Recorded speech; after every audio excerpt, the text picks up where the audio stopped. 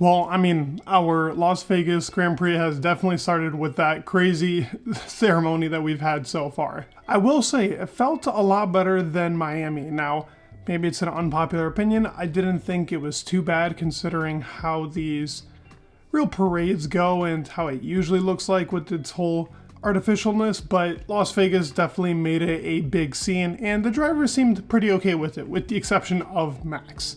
He never really seems to be like a big fan of the whole entire show thing. Perez kind of thrives in it, funny enough, but Max definitely does not. Now, we did get something out of Max that is a pretty big thing.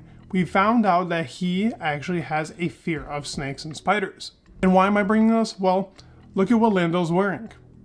Yep, it already tells you and confirms to you who is going to win the Grand Prix. This is going to be Lando's first Grand Prix win.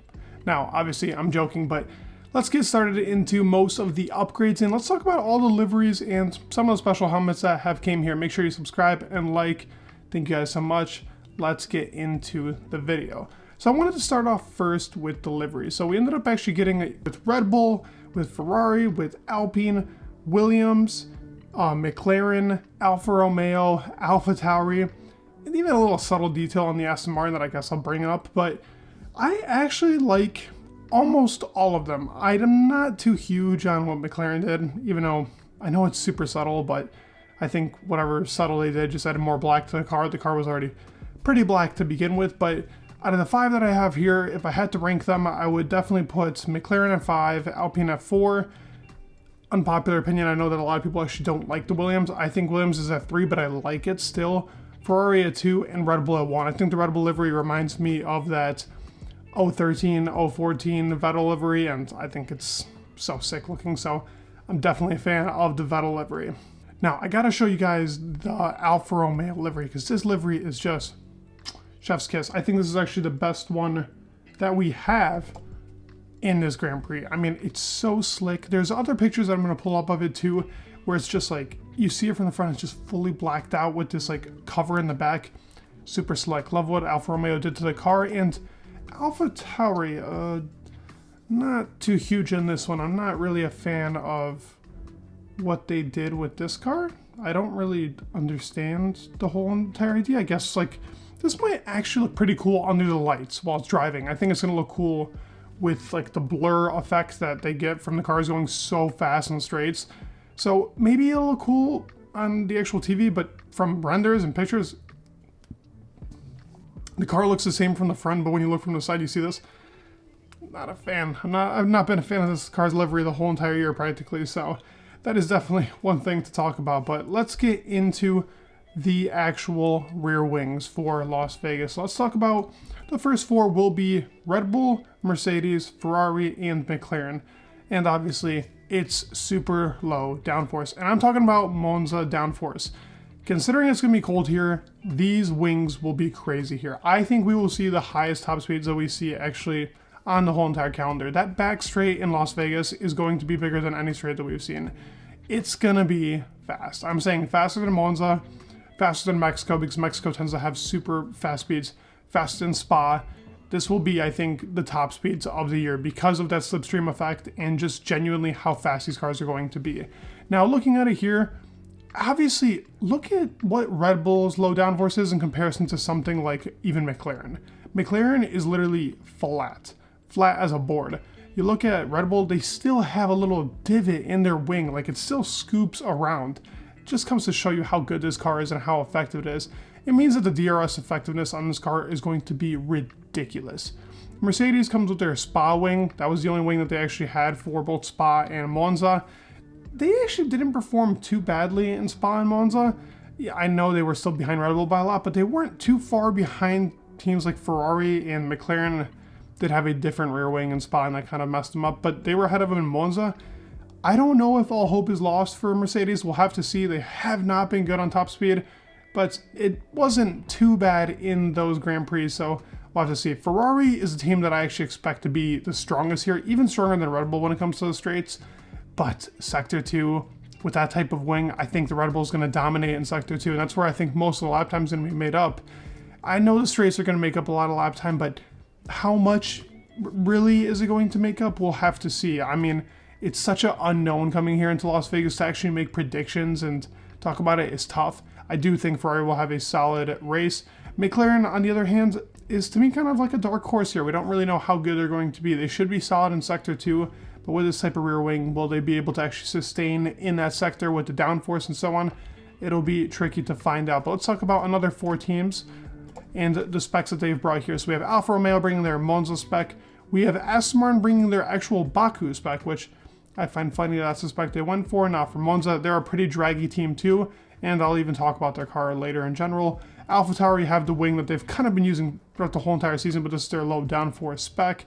And Haas is Haas. Per usual, speaking of Haas, one of the only teams to actually not bring a different livery here, and they also have 2 different cars here. Still have a little cooling sector, which I find pretty funny coming into here, but yes, look at this car with no American livery. Maybe I haven't noticed it, but this thing looks so plain. It's not great, but yes, there will be 2 different specs here for Haas. This is Magnussen's spec, and then the old spec is going on to Nico Hülkenberg because he said that is actually the better version of the car.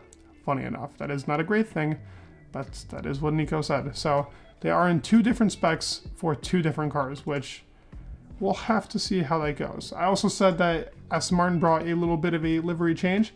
Look at this, magnificence. They changed up so much of the car. I mean, how could they do something so drastic like this? But yeah, them, Mercedes, and Haas are the only teams that don't have special liveries, which is quite sad, to be honest. Here, more on Aston Martin. AMF1 News actually put this out too, which he actually displayed this very well. In Las Vegas, they're actually running on the engine cover the Bahrain one, which I find pretty crazy that they've gone to this measure to, I guess, see, they keep speccing the car in a different way. And I'll talk about the rear part of the car in just a second, again, not just with the engine cover, but in Zandvoort, they had that type of engine cover. This engine cover brings the air down lower. Now, this works retrospectively, but this car, the Bahrain spec, was pretty draggy, so I want to see what they really go for here. I thought the Canada spec was what they were going to bring because that was what they had in Spa. They had this engine cover in Spa, but they ended up going with the Bahrain one. So we'll have to see where Aston Martin lays. They're also another dark horse here. I mean, sometimes they were really fast and straight, sometimes they're really draggy. I don't really expect a great Grand Prix from them. I think the top 5 teams will be the top 5 teams here, but it'll be tough. Williams will be a contender here and so on. But again, with the Aston Martin car, when you look at the back of it, the actual diffuser is still new. So the diffuser that they have, and this beam wing that they're actually introducing here too, they have not really used this beam wing throughout the year. I think they used it in Monza, but that's about it. So using this with a new diffuser, maybe that'll be a different setup for them. Maybe that works a lot better now. Maybe the diffuser really does bring up much more air, and that's where they gain a lot more of their top speed. They have been a good car in top speed lately. Brazil wasn't great, but they went with more downforce there naturally. So we'll have to see what is the better option for this team, really. Did they spec it out right? I know that the floor is still in that kind of Spa or Bahrain spec that they had, so we'll have to see where this team sits. As I said, a dark horse, a lot of unknowns going into this Grand Prix, but more to talk about with Ferrari. So when you look at Ferrari's rear wing, this is actually a Spa spec. They have Spa specs and Monza specs throughout the grid. Some teams are bringing their super low downforce. Some are bringing the really low downforce, but still not enough. I'm telling you, Ferrari to me is going to be the team here to actually look out for because they seem to be in the best shape when it comes to these low downforce specs. And speaking of that, we can talk about the front wing specs. As you can see, Ferrari has 2 different front wing specs. One was used in Spa, the other one in Monza. Just subtle changes with those little dividers that they have on the front wing that most of the teams on the grid do not have. So that is going to be something significant to look at. Do they need a little bit of downforce? Do they need no downforce? What's the better thing? Do they, as I say, just kind of trash the corners but are amazing with straights? Or do they do the opposite? Because on the tires could be better, especially with the cold weather and sliding. Maybe a little bit of more downforce is more important here. You gain a lot more in the DRS, but you'll be slower on the straights. It's going to have to be a compromise that we see teams take. So Aston Martin also has, but here's the difference between Aston Martin. Pretty drastic. One is super low downforce. The other one is pretty high in downforce. Now, obviously it's not like a Monza spec, but I mean, looking at it, you can visually see the difference between even Aramco, where it's placed on the car, between the low downforce and the high downforce. So it's a lot of different changes, and teams will be kitting out the cars in a lot of different ways to try and optimize what is the best thing to do for a circuit that is so in the unknown. And last thing I want to talk about is just the upgrades brought throughout the whole entire season. Red Bull the least amount, AlphaTauri the most, and AlphaTauri is a team that I'm going to cover for Abu Dhabi. They're bringing a 2024 Red Bull floor-esque type thing, so that will be important to talk about. AlphaTauri, 52 upgrades. I mean, they must have been in those Red Bull handbooks, just looking through the car and being like, all right, what can we bring to the car next? Let's change our car completely from the heap of garbage that it was in the beginning of the year, because now they're actually pretty competitive. They could be even strong here.